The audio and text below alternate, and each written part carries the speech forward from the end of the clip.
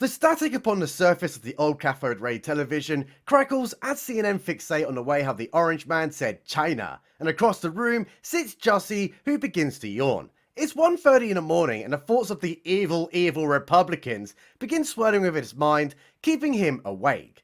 But a gurgle rumbles loudly from his stomach, and beside him appears his hunger demon. "Hey Jussie," it says, "you need to eat. You can't get by on a diet of CNN and MSNBC all your bloody life. You need some substance. Can I suggest a KFC?" Jussie is not feeling a double-loaded chicken bucket tonight. Maybe something lighter will do. Perhaps a sandwich? "And that's it," says the hunger demon. "A double tuna sandwich with extra cheese. May I suggest we go to Subway?" And Jussie's eyes light up as the thought of deep-throating a girthy footlong causes saliva to build up within his mouth. But he's apprehensive, as it is January the 29th, 2019, where outside the temperatures are far below freezing. And just the other day someone had sent him a threatening letter to the set of Empire, and had some very strange white powder in it. What could have that white powder been? Was it by chance the same white substance that was found in the White House suspiciously after Hunter Biden had an absolute blinder of a 4th of July? Or maybe it was ricin sent by those evil Republicans? Nah, it was neither of those. It turned out it was paracetamol, a very easy to find product from your local supermarket. Jussie pushes the thoughts out of his head. This is downtown Chicago during late January after all. What can go wrong? So he grabs his coat and heads out into the darkness.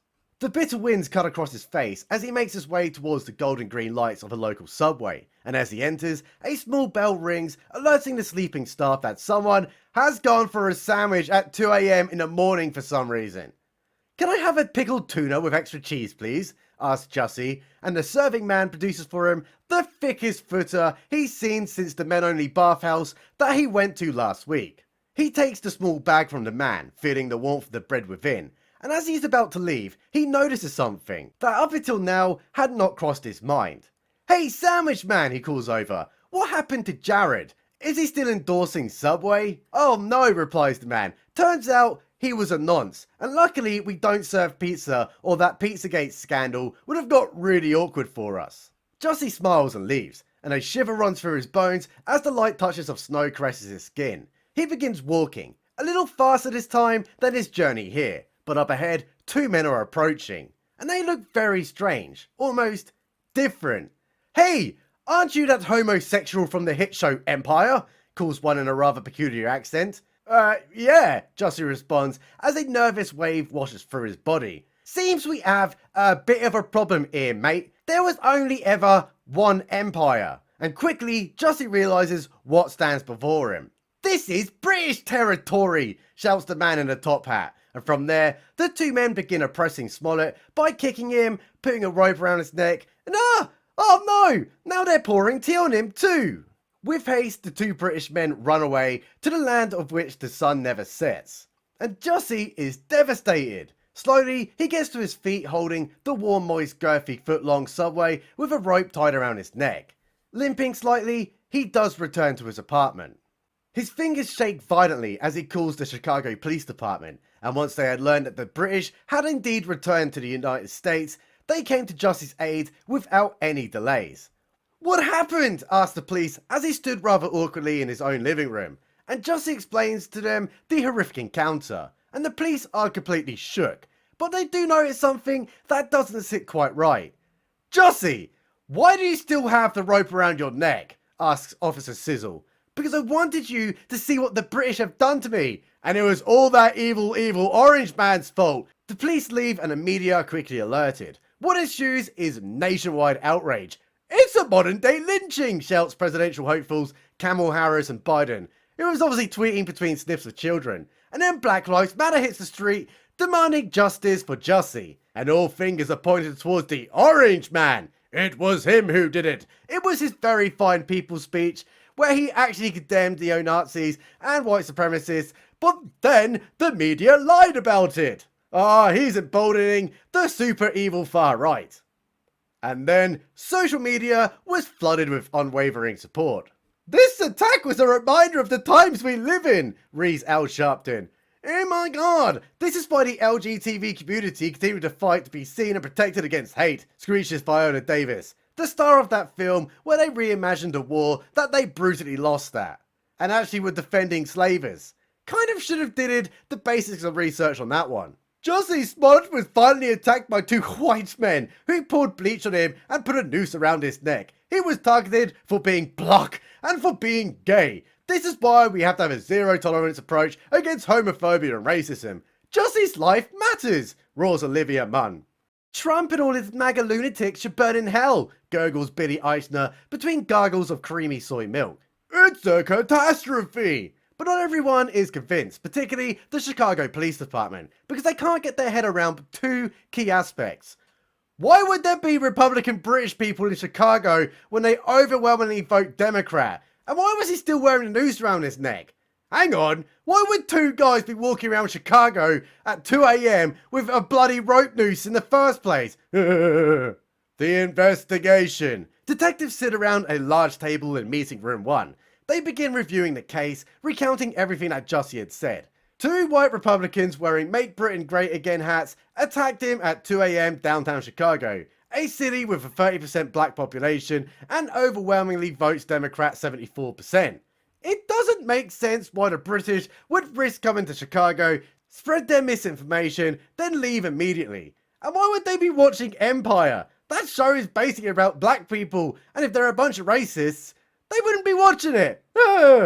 We need to get the CCTV of every street within a 2-mile radius, screams Officer Chops. If there are two white people walking around, we'll see them. So they obtain the surveillance videos and spend the entire night studying every inch of road leading in and out of that subway. And what they discover blew their tits straight off. Not only were the suspects British Republicans, but they were also black MAGA Nigerians. But Jussie said they were white, and that is a bit confusing.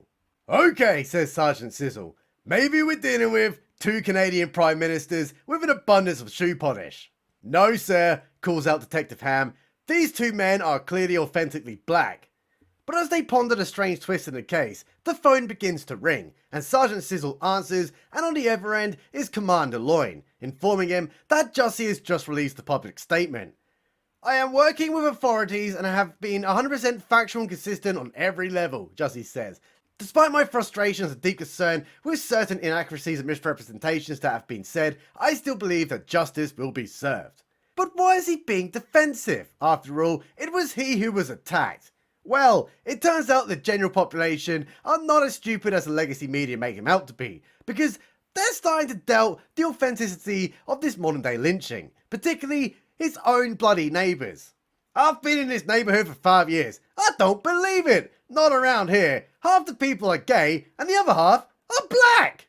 It's a lie, because Chicago is the most liberal city around, said a man who would not give his name. They have cameras everywhere. Why can't they find the attack?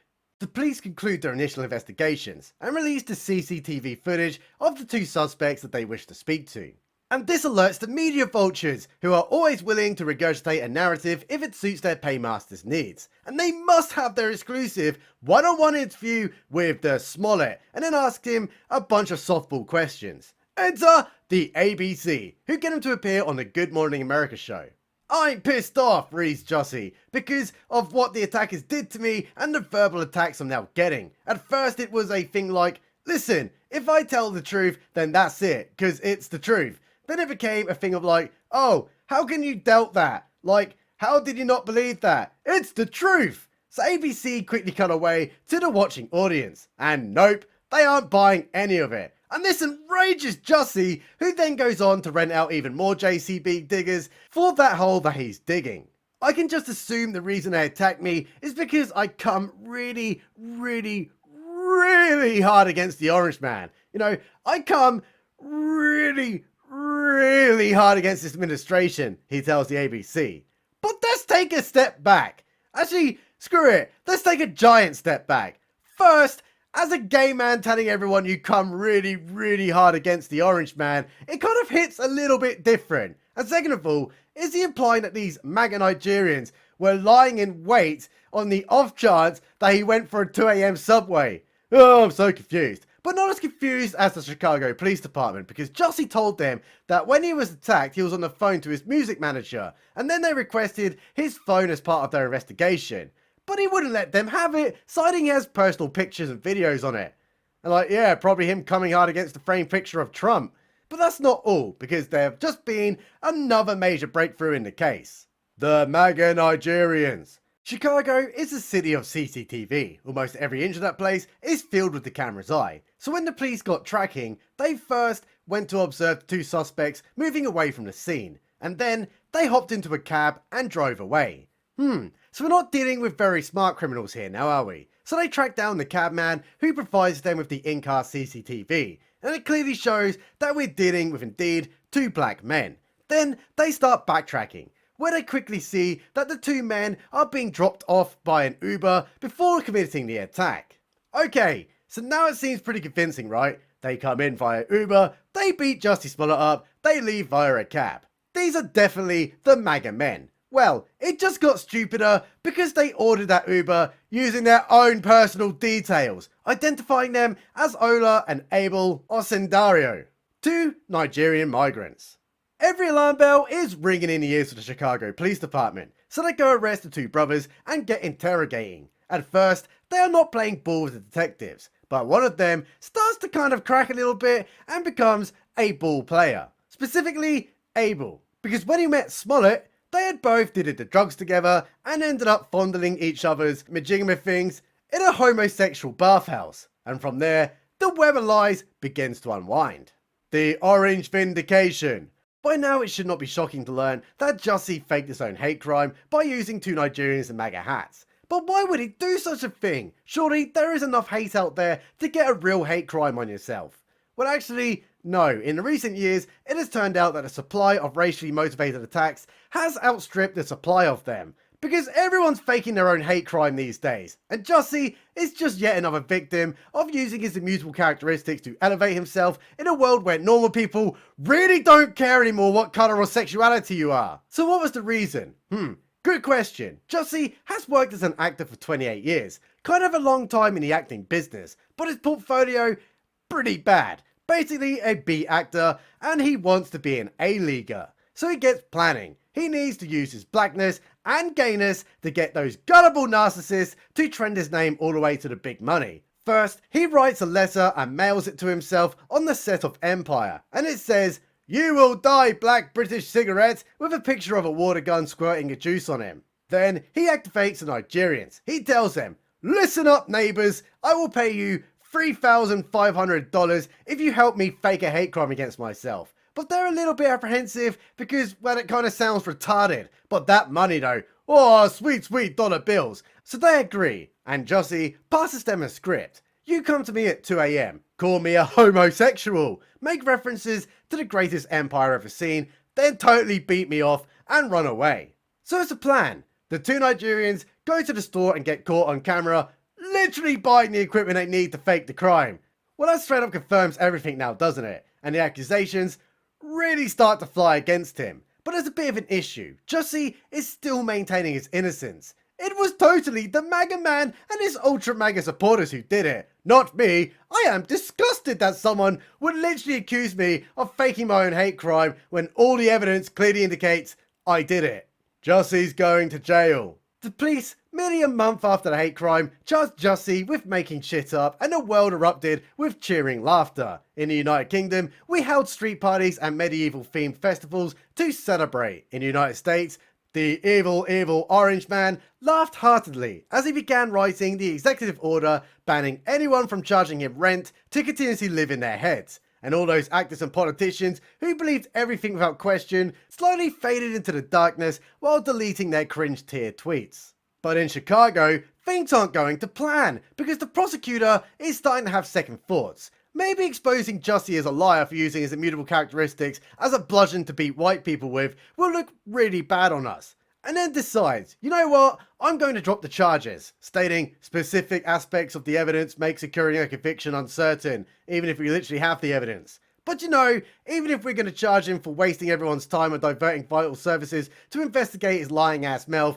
he'll just get like a class 4 felony anyway, and that's equivalent to like pulling a fire alarm at a school. And that totally angered the actual police, specifically the police superintendent, Eddie Johnson. As that lack of justice kind of doesn't sit right, because during the same time that the police were wasting a whole lot of resources on that sad act, a 1-year-old baby was shot in the friggin' head. Surely that's international news, right? A baby got shot in their head.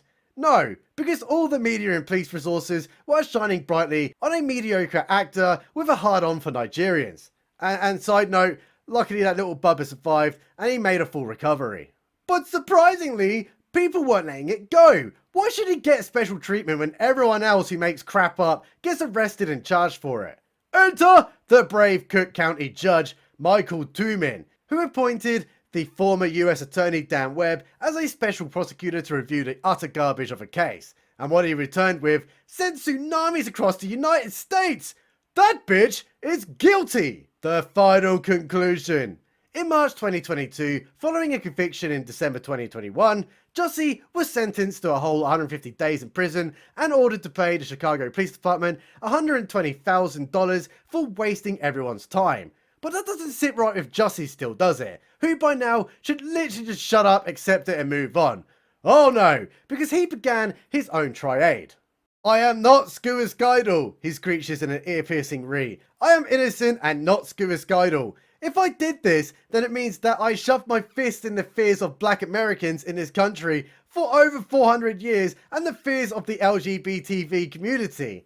I did not do this, and I am not Scuiscidal, and if anything happens to me when I go there, I did not do it myself, and you must all know that. Which is very interesting. Why does he need to tell everyone that he's not feeling like self-deleting? Kinda strange when no one's after him. Then again, unless he's planning on paying some more Nigerians to stage a fake murder. Who knows? Doesn't make sense. So where is he now? Well, he was let out after 6 days while he appeals his sentence. It's like, seriously bro, it is time to give up now. It's over, we all know.